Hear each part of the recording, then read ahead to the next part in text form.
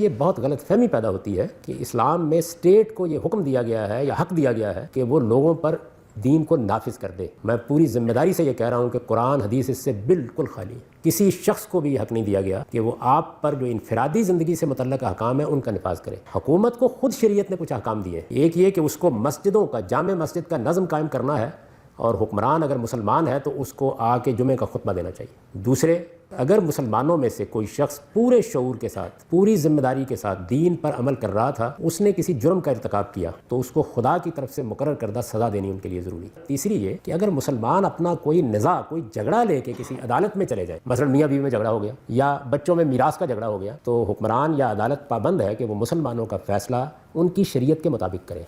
कोई हुक्मरान आपको ज़बरदस्ती रोज़ा नहीं रखवा सकता, कोई आपको कोई ख़ास लिबास नहीं पहनवा सकता, कोई आपको जंग करने के लिए ज़बरदस्ती मजबूर नहीं कर सकता। इनमें से कोई चीज़ भी नहीं है कि जिसका हक किसी हुक्मरान को दिया गया हो।